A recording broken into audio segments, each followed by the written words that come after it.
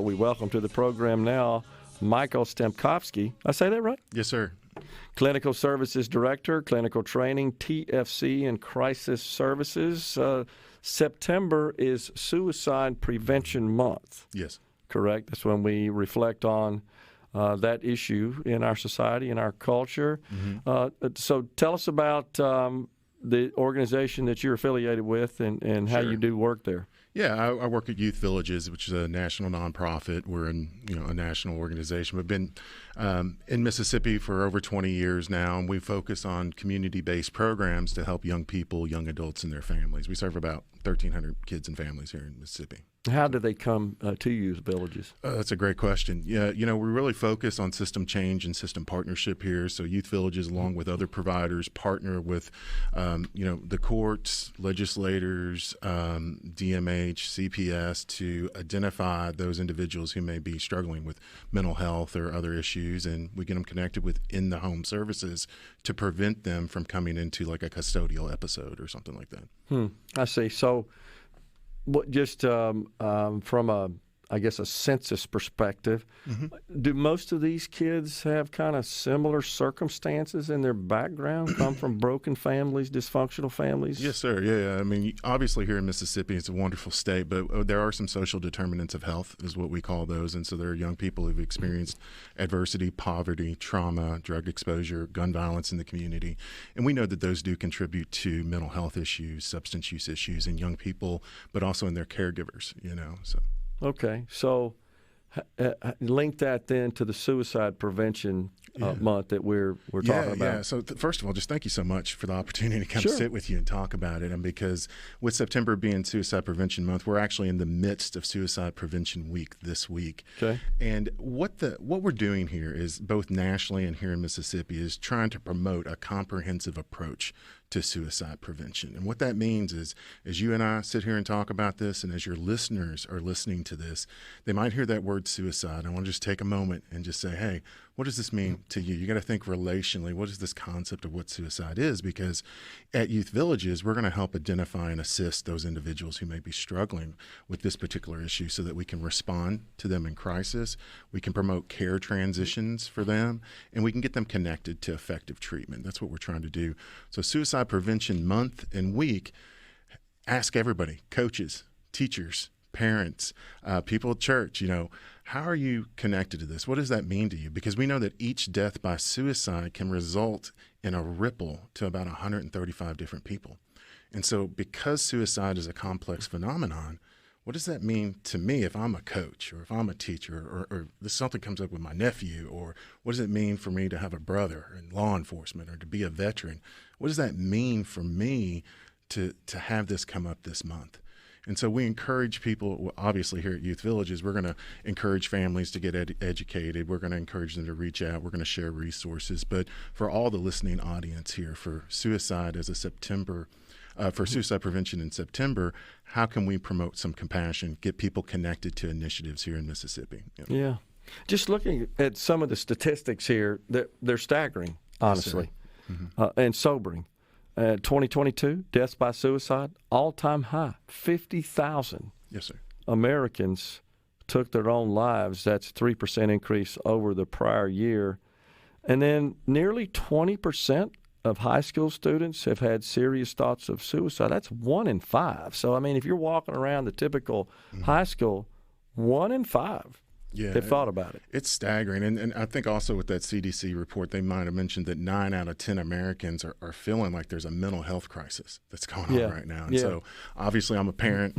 I got 3 daughters. And I'm always mindful of, for my kids going to high school today, how does suicide impact them? Do they know somebody who's passed? Do they know somebody who's experienced suicidal ideation or attempt?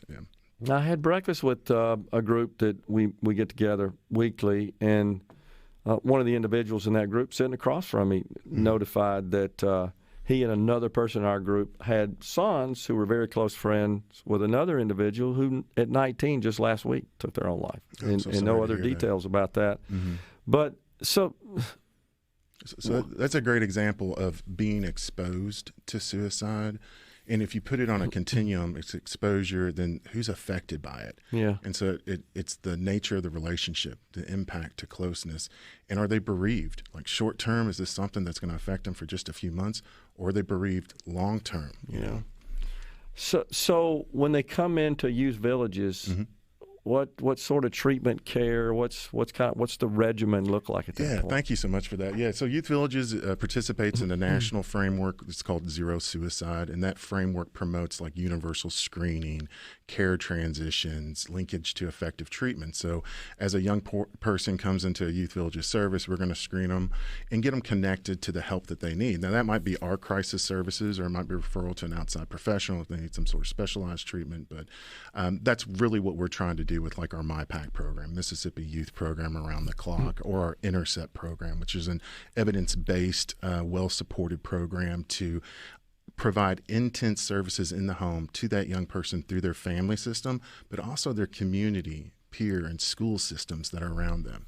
Now, once they get to youth villages, have they gotten to a point where they've had thoughts about committing suicide at this point? Yeah, I mean, we will find in the referral that we'll see that some young people have identified they've experienced that. Other times we don't know, and that's why we try to do the universal screening as a best practice. Okay. Yeah. But there's some trouble going on, which is why they end up in your care, and that often can include that. Yeah, you know what's beautiful about our community, Gerard, is that we've got teachers who care. You know, we've got physicians who care, and that's a big movement here in Mississippi, is to identify these young people who might be at risk to die by suicide early, so that we can share that task of getting them connected to the resources that they need through youth villages or other providers partnering in this work.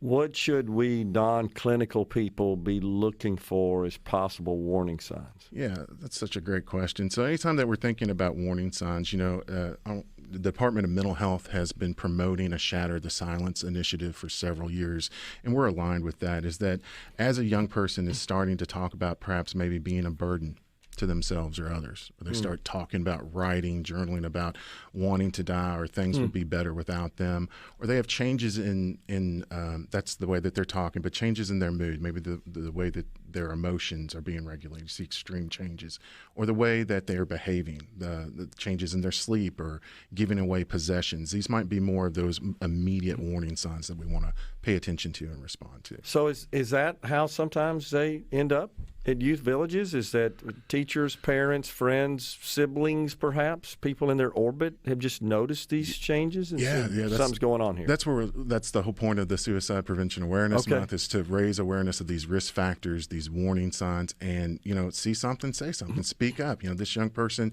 may be having a hard time, but even adult to adult, if you got a coworker, you got a peer, hey, how you doing, brother? Can I check in? And we want to be direct and simple as we ask that question. Are we talking about suicide? You know, and that clarification can help expedite the connection to a professional to help respond to that warning sign. And then I guess even adults, sometimes it could be job loss or financial challenges, for example. So what's that stressor for them? You know, for young people, it might be a recent breakup with a boyfriend or a girlfriend, or they failed a class, or they didn't make the baseball team. You know, some recent stressor is that trigger, that break point. But suicide is complex. It's not usually a result of just one thing. It's multiple things kind of coming together. For an adult, it could be a change of position as well, or a job loss. Makes so much sense. And so we have some phone numbers, right? We have some contact lines. You want to talk about that? Sure. You know, anytime we want to reach out, we can always call like the national numbers that are being provided at this time. So the National Suicide Lifeline, you can just dial 988. So instead of 911, 988. That'll get you connected to the National Suicide Hotline.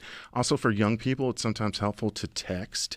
So if you see something, you can encourage them to text HOME, HOME, to 741-741, and that can start that dialogue, especially for younger people. We know it's the second leading cause of death for individuals 10 to 24 years old. So the chat function will get them connected with a professional counselor to help them in their crisis. Okay, so September, when did that start becoming Suicide Prevention Awareness Month? Really coming out of 99 and going into the first National Strategic Initiative for Suicide Prevention, coming out of 2008, I think, was the first Suicide Prevention Awareness, about 15 years ago. And then we'll have another National Initiative for Suicide Prevention coming out in 2024. And then here in Mississippi, you know, our our people have been working on a suicide prevention plan since 2016, and that's in partnership with Mississippi State Department of Psychology, Department of Mental Health. They're even going to have a suicide prevention symposium next week on the 19th and 20th.